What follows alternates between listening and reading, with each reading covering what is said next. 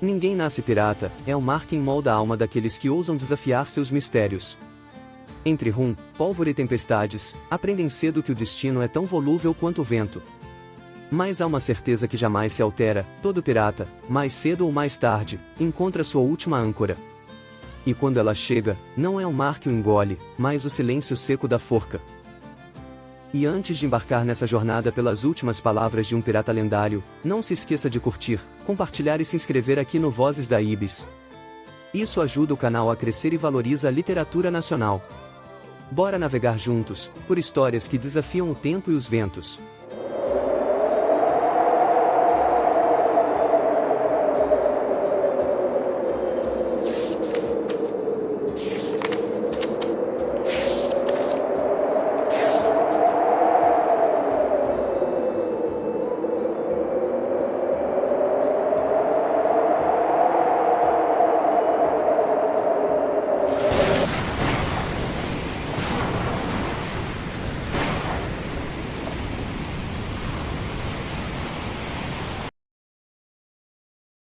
Últimas palavras, Bruno Omena. Port Royal, Jamaica, 17 de novembro de 1720. Para um pirata, não há castigo mais severo que a privação de liberdade. A morte, definitivamente, não lhe causa pesadelos. Ao contrário, é uma companheira íntima em suas jornadas marítimas. Essa força metafísica e invisível está sempre ao seu lado, numa espera paciente pela espada que atravessará seu peito ou punhal que cortará sua garganta. Quem sabe uma tormenta que afundará seu navio, sepultando-lhe o corpo inerte no fundo do oceano ou arrastando-o até a praia, seja para a glória, seja para o esquecimento. Talvez por isso Jack enfrente seu destino funesto com aparente serenidade. Diante da execução iminente, tudo o que sente é tédio. Seu espírito audacioso, acostumado a explorar a imensidão e os perigos do oceano, está agora recluso num ambiente despido de emoção e insalubre. Quando a lua expulsa o sol e a escuridão prevalece sobre a terra, a fonte de luz provém das tochas dispostas nos corredores da prisão jamaicana e adentra de forma tímida o ambiente pelas grades frontais da cela. Não tem mais como panorama para suas noites de insônia, regadas a bastante rum, o véu estrelado da noite. Quando se deita na cama, o que enxerga é o teto sujo da jaula bolorenta que reprime seu ímpeto. A visão do mar em sua infinitude, que lhe era tão familiar, também assumira uma perspectiva diferente. Agora se resume a uma espécie de moldura quadrada, atravessada por grades no sentido vertical, recortada na parede grosseira de tijolos e argamassa exposta. Pela manhã, o sol entremeado pelas robustas grades de ferro, ao tocar o seu rosto, despertando-lhe de um sono inquieto, traz consigo recordações de um tempo áureo e das vivências construídas quando navegava livremente pelo Atlântico, em companhia da sua corajosa e bêbada tripulação de excluídos. O barulho ensurdecedor dos canhões ao dispararem bolas de ferro flamejantes em batalhas épicas contra a marinha ou outros piratas pela soberania do território, semelhante aos trovões violentos das tempestades marítimas. A música metálica produzida pelo encontro de espadas em conflito, cujas lâminas resplandeciam um vermelho reluzente de sangue. A dança frenética dos corpos em sua luta pela sobrevivência. As mulheres com quem compartilhou suspiros e prazeres em cada porto que ancorou o Revenge. As grandes pilhagens aos navios mercantes espanhóis. Todas essas lembranças desfilam pela sua mente como se fossem um filme desordenado e melancólico. Apenas uma delas é capaz de lhe proporcionar alguma sensação de prazer. A do sorriso encantador de Anne Bonny, por quem estaria disposto a arriscar sua vida mesmo considerando sua natureza traiçoeira de pirata. Senta-se na cama com certa dificuldade em razão do peso do cárcere e das dores decorrentes de uma noite mal dormida. Afinal, quem relaxaria durante a quietude noturna, ciente de que receberá o beijo da morte ao amanhecer?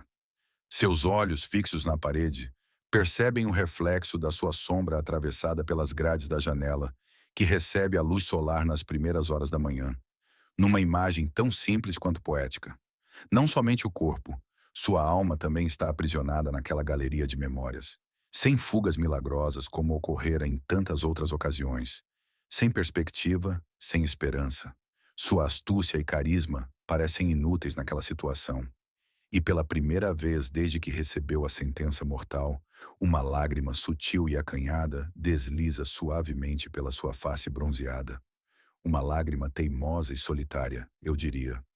Logo os olhos voltam a brilhar e os lábios esboçam um sorriso sarcástico como expressão do orgulho pela sua trajetória na pirataria e a consciência de que seus atos serão lembrados por muitas gerações. Não se pode falar na Era de Ouro sem mencionar o nome dele. Então, ele ouve batidas vigorosas nas grades, trazendo-o de volta à realidade. Senhor Rackham, diz um dos guardas, de forma seca e direta, enquanto gira a grande chave na fechadura da cela. Está na hora. Uma vez aberta, 2 homens entram e outros 4 esperam do lado de fora o momento de fazer a escolta do rebelde. Trata-se de oficiais da Marinha Real Britânica, elegantemente vestidos com calças brancas e sobretudos na cor azul marinho. Levante-se e ponha mãos para a frente. Dá a ordem o primeiro deles, enquanto o segundo empunha o mosquete e o aponta para o prisioneiro, garantindo que não fará uma última e desesperada tentativa de evasão. Sim, senhor, responde Jack com ironia, erguendo-se tranquilamente, para a surpresa de todos. Com mãos e tornozelos acorrentados, inicia-se o cortejo que acompanhará o condenado ao patíbulo em que será escrito o último capítulo da sua história. À frente da procissão de morte, 2 marinheiros batem em tambores de forma lenta e cadenciada, marcando o tempo da marcha e convidando a plateia para o espetáculo, como se isso fosse necessário. Ao sair do prédio, o réu se vê cercado por uma multidão ansiosa para testemunhar sua desdita, formando um longo corredor até o pátio do enforcamento. As façanhas do pirata ficaram conhecidas em todas as ilhas do Caribe, tornando-o famoso, admirado pelas mulheres e por aqueles que têm a pirataria como propósito de vida. Já entre os aristocratas, comerciantes cujas cargas foram saqueadas e conservadores, era odiado. E ele não perderia a oportunidade de aproveitar esse momento de consagração. Com postura altiva e imponente, sorri e acena para as pessoas que seguem o cortejo em sua arrastada caminhada. A gritaria é imensa.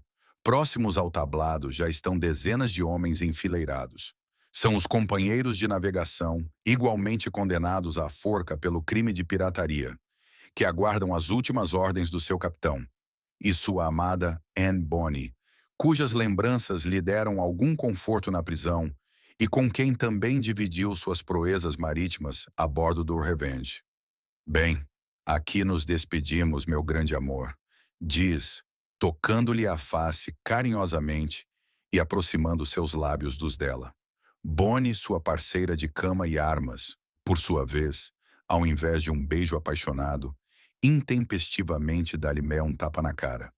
Em seguida, com olhar de repulsa e decepção, batendo repetidamente em seu peito, fala: se tivesse lutado feito um homem, não seria enforcado como um cão. Seu covarde, seu covarde. Essa reação se explica pelo fato de alguns homens da tripulação, inclusive o próprio Jack, estarem desmaiados no convés, completamente embriagados, quando o navio foi surpreendido e capturado pelo caçador de piratas Jonathan Barnett, sem qualquer resistência, ou simplesmente revela sua insatisfação por não ter como evitar a desgraça do seu grande amor. Rackham passa a mão no rosto como forma de suavizar o desconforto físico e emocional provocado pela bofetada, recebida passivamente. Olha-a com insistência para registrar no cristalino a imagem graciosa da pirata guerreira, a qual servirá como consolo na passagem pelo Vale da Perdição. Não há dúvida do quanto Jack a ama e que seus últimos suspiros serão dedicados a ela. A reputação já não preocupa a quem está a um passo do precipício, mas, segundo o ditado, nunca confie em um pirata. Mesmo apaixonado, suas atitudes são imprevisíveis. Depois de um breve momento de ternura, Rackham solta uma espontânea e possante gargalhada, daquelas de sacudir os ombros, que se sobressai ao burburinho do ambiente, desfazendo todo o clima de romance e despedida que aos poucos se formava entre os piratas namorados. Nem é preciso revelar que isso deixou Anne ainda mais irritada. Custava-lhe acreditar que o pirata seria tão imaturo, mesmo numa circunstância crítica como essa. Foi preciso contê-la para que não manifestasse seu amor de forma ainda mais agressiva, ao estilo dos piratas. Nesse momento, o carrasco o pega pelo braço e conduz com hostilidade ao cadafalso, posicionando-o na área de abertura da alavanca. A corda é colocada bruscamente em volta do seu pescoço e ajustada para aumentar a eficiência da ação. Lida a sentença, o executor pergunta-lhe quais são suas últimas palavras. O renomado pirata sedutor respira profundamente, observa o entorno com atenção e, inesperadamente, começa a cantar, de maneira consternada, uma canção que seus homens conhecem muito bem. Se não sabe o que é ser pirata,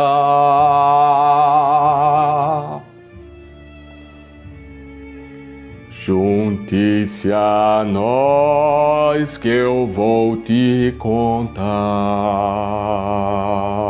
A tripulação, em êxtase, acompanha-o num coro poderoso que faz tremer a praça de Kingston. Caneca na mão e noutra espada, passamos a vida toda no mar. Belas mulheres são nossa fraqueza, fazer pilhagens o nosso destino.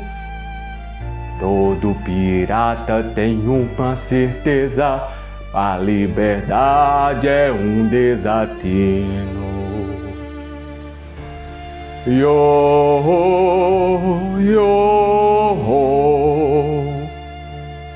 se um pirata lendário quiser se tornar, yo, yo,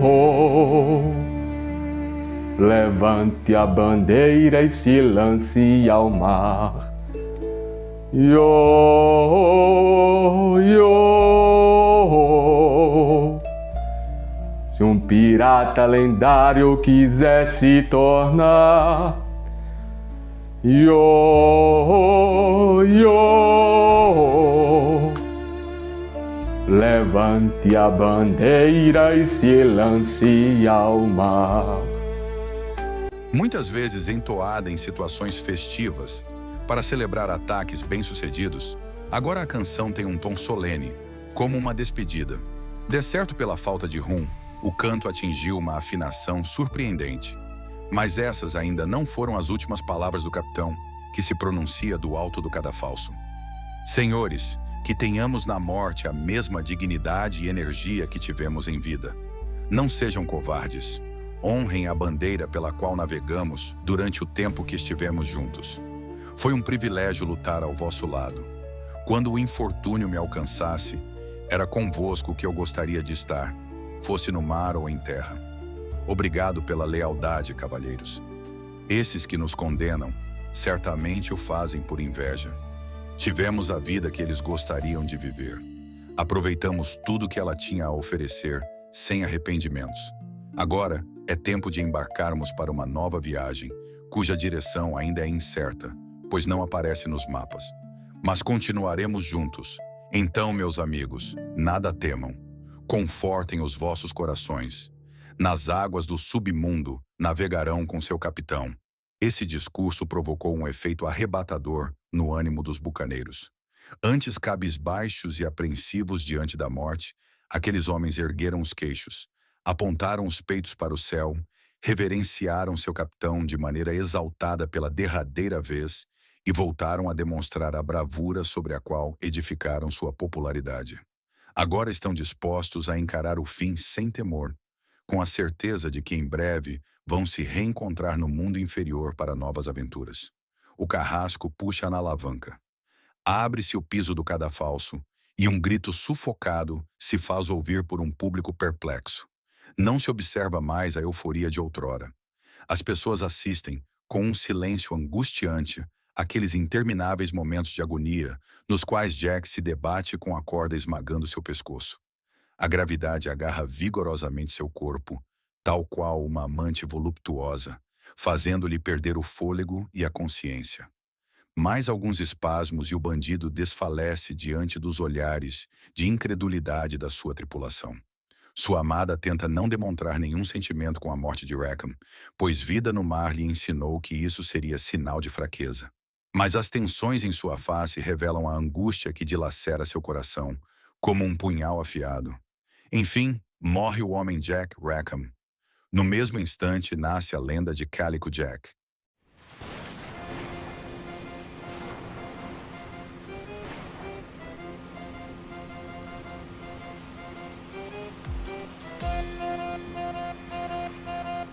Obrigado por assistir ao nosso canal. Vozes da Ibis, contos e mistérios te aguarda para a próxima história.